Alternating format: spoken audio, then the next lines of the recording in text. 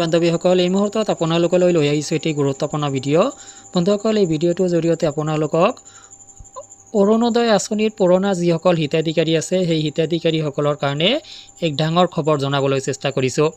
বন্ধুসকল আপুনি অৰুণোদয় আঁচনিৰ 1.0 বা অৰুণোদয় 2.0 জৰিয়তে অৰুণোদয় আঁচনিৰ ধন এতিয়ালৈকে লাভ কৰি আছিল নেকি যদি লাভ কৰি আছিলে এতিয়া আপুনি মহা বিপদত পৰাৰ সম্ভাৱনা আহি পৰিছে অৰুণোদয়ৰ পুৰণা হিতাধিকাৰীৰ সন্মুখত এক মহাবিপদ কৰ্তন হ'ব বহু লোকৰ নাম কাৰ নাম কৰ্তন হ'ব অৰুণোদয় আঁচনিৰ 1.0 বা 2.0 হিতাধিকাৰী লিষ্টৰ পৰা আৰু কিয় কৰ্তন হ'ব কেনেকৈ এই বিপদৰ পৰা আপুনি উদ্ধাৰ হ'ব পাৰিব বিতং তথ্য আপোনালোকক এই ভিডিঅ'টোত জনাব চেষ্টা কৰিম অৰুণোদয়ৰ পুৰণা হিতাধিকাৰীসকলৰ কাৰণে বেছিকেলি ভিডিঅ'টো যথেষ্ট ইম্পৰ্টেণ্ট হ'ব যে যিসকল ইতিমধ্যে অৰুণোদয় আঁচনিৰ নামত ধনখিনি লাভ কৰি আছে তেওঁলোকৰ নামসমূহ কৰ্তন হ'ব নেকি যদি কৰ্তন হ'ব কাৰ নাম কৰ্তন হ'ব পাৰে অৰুণোদয় আঁচনিৰ পৰা তো বন্ধুসকল কিয় তেওঁলোকক পুনৰবাৰ আবেদন কৰিব দিয়া হৈছে যদিও তেওঁলোকে অৰুণোদয় আঁচনিৰ ধন ইতিমধ্যে লাভ কৰি আছে এই সংক্ৰান্তত গুৰুত্বপূৰ্ণ কিছু তথ্য আপোনালোকৰ সৈতে শ্বেয়াৰ কৰিব যত্ন কৰিম বন্ধুসকল মোৰ ভিডিঅ'টোলৈ যোৱাৰ আগতে আপোনালোকলৈ সৰু এটি ৰিকুৱেষ্ট এনেধৰণৰ ভিডিঅ'বোৰ নিতৌ পাবলৈ চেনেলটোলৈ নতুন আহিলে চেনেলটো ছাবস্ক্ৰাইব কৰি ল'ব ভিডিঅ'টো ফেচবুকত চালে পেজটো দবাই এটি ফ'ল' দিব অৰুণোদয়ৰ পুৰণা হিতাধিকাৰীৰ সন্মুখত মহাবিপদ কি এই মহাবিপদ কিয় আহিছে এই বিপদ বন্ধুসকল অৰুণোদয় আঁচনিত আপুনি অন্তৰ্ভুক্ত হৈ থাকিবলৈ অৰুণোদয়ৰ যিটো চলিত ষ্টেজ অৰ্থাৎ অৰুণোদয় 3.0 ইয়াৰ জৰিয়তে আপুনি পুনৰ আবেদন কৰিব লাগিব আৰু এয়া কনফাৰ্ম হৈ উঠিছে বন্ধুসকল অৰুণোদয়ৰ পুৰণা হিতাধিকাৰীসকলে অৰুণোদয় আঁচনিত নতুনকৈ আবেদন কৰিব লাগিব বুলি আগৰ পৰাই প্ৰচাৰিত হৈ আছিল কিন্তু সেই তথ্যখিনিয়ে সঁচা হ'ল অৰুণোদয়ৰ পুৰণা হিতাধিকাৰীসকলেও অৰুণোদয় আঁচনিত আবেদন কৰিব লাগিব পুনৰ তো ইয়াৰ মুখ্য কাৰণটো হ'ল যে অৰুণোদয়ৰ যিসকল হিতাধিকাৰী হ'ব তেওঁলোকক ৰেচন কাৰ্ডৰ সৈতে সংযোজন কৰা হ'ব তো যাৰ কাৰণে পুৰণা হিতাধিকাৰীসকলে অৰুণোদয় আঁচনিত ইনক্লুড হ'ব লাগিব বা অৰুণোদয় আঁচনিৰ তৃতীয়টো ফেজত আবেদন কৰিব লাগিব আৰু এই তৃতীয় ফেজত নতুনকৈ 12,60,000 লোকক অন্তৰ্ভুক্ত কৰা হ'ব তাৰ মানে এইটো নহয় যে প্ৰথম আৰু দ্বিতীয় ফেজত যিসকল হিতাধিকাৰী আছিল তেওঁলোকৰ 100% নাম কৰ্তন হ'ব অৰ্থাৎ আপুনি অৰুণোদয় আঁচনিৰ পৰা আপোনাৰ নামটো কৰ্তন নাখায় যদি আপুনি অৰুণোদয় আঁচনিৰ এজন যোগ্য প্ৰাৰ্থী হয় যোগ্য হিতাধিকাৰী হয় আপোনাক মই জনাইছোঁ যে আপোনাক অৰুণোদয় আঁচনিৰ পৰা বঞ্চিত কৰিব নোৱাৰে কোনেও তো আপোনাৰ নামটো কৰ্তন হ'ব যেতিয়া আপুনি অৰুণোদয় আঁচনিৰ তৃতীয় ফেজত আবেদন কৰাৰ পিছত আপোনাৰ ৰেচন কাৰ্ড নোহোৱাকৈ আপুনি আবেদন কৰিছে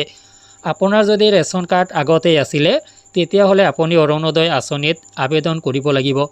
ৰেচন কাৰ্ড থাকিলেও কৰিব লাগিব নাথাকিলেও কৰিব লাগিব কিন্তু যদি আপুনি ৰেচন কাৰ্ড শ্ব' কৰিব পাৰে ৰেচন কাৰ্ড দেখুৱাব পাৰে তেতিয়াহ'লে আপুনি অৰুণোদয় আঁচনিত বাহাল থাকিব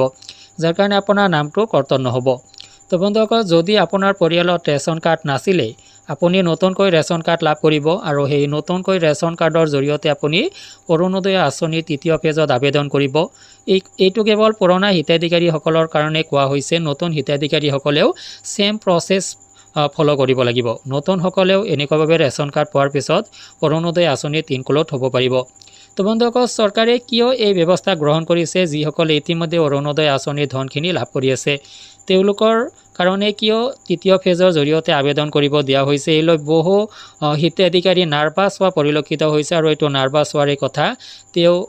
মাহেকত লাভ কৰি থকা এই ধনখিনিৰে তেওঁৰ পৰিয়ালটো চলে দুখীয়া ব্যক্তি নিচলা ব্যক্তিসকলে অৰুণোদয় আঁচনিটো লাভ কৰি আছে আৰু যদি কিবা কাৰণত অৰুণোদয় আঁচনিৰ পৰা তেওঁৰ নামটো কৰ্তন হ'ব লগা হয় তেখেতৰ যথেষ্ট ক্ষতিসাধন হ'ব তো বন্ধুসকল অসম চৰকাৰে লোৱা এই পদক্ষেপটোক আচলতে আপুনি কেনেকুৱাভাৱে গ্ৰহণ কৰিব আপোনাৰ পৰা জানিব বিচাৰিম আপোনাৰ নামটো অৰুণোদয় আঁচনিৰ পৰা কৰ্তন হ'ব পাৰে যিকোনো মুহূৰ্তত কৰ্তন হ'ব পাৰে অৰুণোদয় আঁচনিত আপুনি ইনক্লুড হৈ নাথাকিব পাৰে তো বন্ধুসকল ইয়াৰ আগতে অৰুণোদয় আঁচনিৰ পৰা হিতাধিকাৰীসকলক কৰ্তন কৰা হৈছিল কিন্তু এই প্ৰচেছৰ মাধ্যমত নহয় এতিয়া অৰুণোদয় আঁচনিৰ পৰা তেওঁলোক বহু হিতাধিকাৰী কৰ্তন হোৱাৰ সম্ভাৱনা আহি পৰিছে কিয়নো বহু পৰিয়ালৰ নাছিলে ৰেচন কাৰ্ড তেওঁলোকে আবেদন কৰিছিলে আৰু এইবাৰ ৰেচন কাৰ্ড পোৱাৰ পিছত আবেদন কৰাৰ পিছত যোগ্যতাৰ ভিত্তিত তেওঁলোকক কৰ্তন কৰি দিব পাৰে বহু পৰিয়াল অৰুণোদয় আঁচনি লাভ কৰাৰ পিছত সচ্ছল হৈছে যি পৰিয়ালক অৰুণোদয় আঁচনিৰ পৰা নাম কৰ্তন কৰি দিয়া হ'ব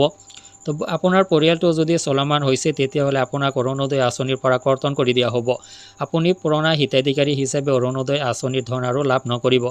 কিন্তু যদি আপোনাৰ ৰেচন কাৰ্ড আছে, যদি আপোনাৰ ক্ৰাইটেৰিয়াখিনি ফুলফিল হয় অৰুণোদয় আঁচনিৰ নামত, তেতিয়াহ'লে পুনৰবাৰ আপুনি অৰুণোদয় আঁচনিত অন্তৰ্ভুক্তি হ'ব পাৰিব আৰু তেতিয়া কিন্তু আপুনি এটি লং টাইম অৰুণোদয় আঁচনিত ইনক্লুড হৈ থাকিব পাৰিব। যে ৰেচন কাৰ্ডৰ জৰিয়তে আপুনি অৰুণোদয় আঁচনিত ইনক্লুড হোৱা হিতাধিকাৰীসকল কিন্তু এক ধৰণৰ পাৰ্মানেণ্ট হিতাধিকাৰী হিচাপে যি সুবিধা সেই সুবিধাখিনি লাভ কৰি থাকিব। তো বন্ধুসকল, যদি আপোনাৰ নামটো অৰুণোদয় আঁচনিৰ পৰা কৰ্তন হয়, আপুনি যদি পুনৰ আবেদন নকৰে, যদি আপোনাৰ পৰিয়ালত ৰেচন কাৰ্ড নাই, তেতিয়াহ'লে আপোনাৰ কাৰণে এক মহা বিপদ সন্মুখত আহি আছে। অৰুণোদয়ৰ হিতাধিকাৰীসকলৰ কাৰণে, পুৰণা হিতাধিকাৰীসকলৰ কাৰণে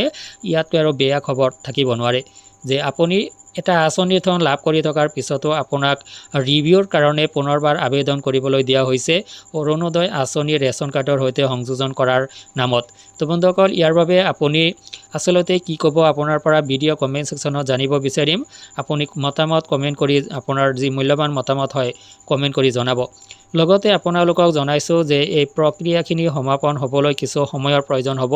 যাৰ কাৰণে আচলতে খবৰখিনি কেনেকুৱা পৰ্যায়ত আহে আমি তথ্যখিনি পুংখানুপুংখভাৱে ষ্টাডি কৰিব লাগিব। ময়ো আপোনালোকক এই সংক্ৰান্তত সম্পূৰ্ণ তথ্য বুজাবলৈ যত্ন কৰিম। ময়ো এই সংক্ৰান্তত অহৰহ তথ্য আহৰণ কৰিবলৈ যত্ন কৰিম আৰু আপোনালোকক সময়ে সময়ে জনাই থাকিম যে আপোনালোকে পুৰণা হিতাধিকাৰী হিচাপে কি পদক্ষেপ গ্ৰহণ কৰিলে আপোনালোকে এই মহা বিপদৰ পৰা উদ্ধাৰ হ'ব পাৰিব। তো সদ্যহতে অৰুণোদয় আঁচনিৰ প্ৰপত্ৰ সংগ্ৰহ কৰি আপুনি তৃতীয় ফেজত পুনৰবাৰ আবেদন কৰিব লাগিব আপোনাৰ ৰেচন কাৰ্ডৰ জৰিয়তে। আৰু ৰেচন কাৰ্ডৰ জৰিয়তে আপুনি আবেদন কৰাৰ পিছত আপোনাৰ আবেদনটো গ্ৰহণ কৰা হ'ব, কিয়নো এটা পৰিয়ালত এটা ৰেচন কাৰ্ডৰ জৰিয়তে এজন হিতাধিকাৰী বাছনি হ'ব। তো আগতে যদি আপুনি ৰেচন কাৰ্ডৰ জৰিয়তে হিতাধিকাৰী হিচাপে বাছনি হৈ আছিলে বা একাধিক সদস্য এনেকুৱা ইলিজিবল হ'ব পাৰে অৰুণোদয় আঁচনিৰ কাৰণে, এটা পৰিয়ালত দুজন ব্যক্তি অৰুণোদয় আঁচনিৰ কাৰণে ইলিজিবল হ'ব পাৰে, এনেকুৱা আপুনি আছিলে। তো এতিয়া আপোনাৰ এটা নাম অৰুণোদয় আঁচনিৰ পৰা কৰ্তন খাব, যাৰ কাৰণে আপুনি ৰেচন কাৰ্ডত জৰিয়তে দুজন হিতাধিকাৰী আবেদন কৰিব নোৱাৰিব। এটা ৰেচন কাৰ্ডৰ জৰিয়তে এজন হিতাধিকাৰী হ'ব, এটা ৰেচন কাৰ্ড এজন হিতাধিকাৰী, এনেকুৱা কোৱা হৈছে। যাৰ কাৰণে যদি এনেকুৱা পৰ্যায়ত আছিলে তেতিয়াহ'লে আপোনাৰ নামটো এটা নাম অৰুণোদয় আঁচনিৰ পৰা কৰ্তন খোৱাটো একেবাৰে খাটাং হৈ পৰিছে, কিয়নো এটা ৰেচন কাৰ্ডত যিসকলৰ নাম আছে তেওঁলোকৰ মাজৰ পৰা এজনহে অৰুণোদয় আঁচনিটো লাভ কৰিব। যাৰ কাৰণে যদি এটা ৰেচন কাৰ্ডত দুজন হিতাধিকাৰী উপযুক্ত আছিলে, তেওঁলোকৰ পৰা এটা কৰ্তন হ'ব পাৰে। তো বন্ধুসকল, এনেকুৱাভাৱে পুৰণা হিতাধিকাৰীসকলক আচলতে এক ধৰণৰ ছাঁটাই কৰাৰ এক অভিযান চলিছে নেকি, আপোনাৰ পৰা জানিব বিচাৰিম। আপোনাৰ অভিমত ভিডিঅ' কমেণ্ট ছেকশ্যনত জনাওক। আজিলৈ এৰিছোঁ, ধন্যবাদ।